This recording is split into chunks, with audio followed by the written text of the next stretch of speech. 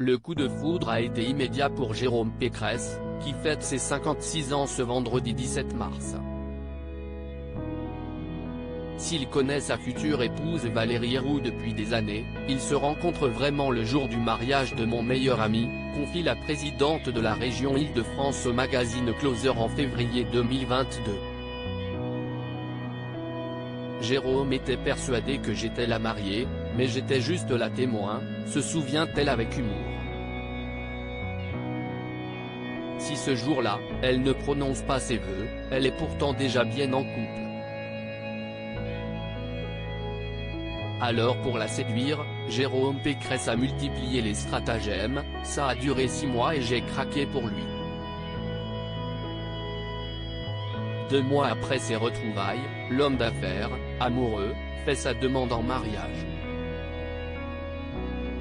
Si leurs amis la jugent trop rapide, la future candidate à la présidentielle de 2022 accepte et prend époux celui qui deviendra le papa de ses enfants Baptiste, Clément et Émilie.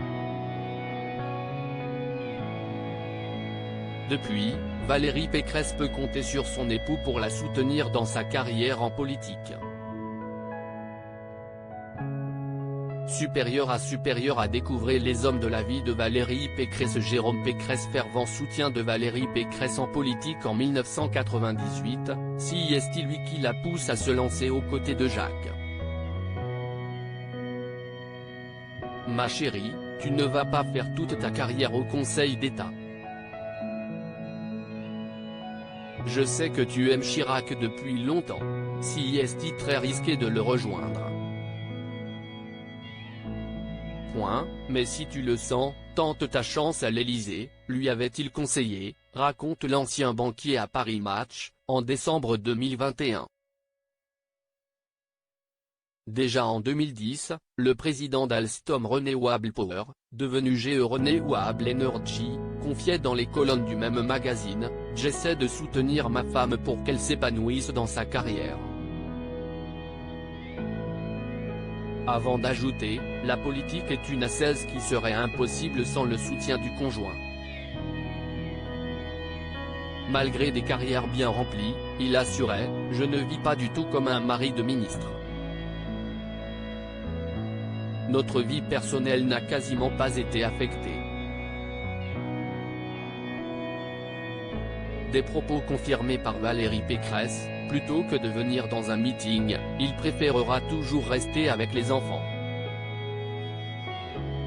Nous avons des vies professionnelles très séparées. Pour autant, elle admettait au micro de RMC, en mars 2022, « Mon mari arrêtera son travail si je suis à l'Élysée. Si est un vrai sacrifice pour lui. Ça sera un changement de vie total. »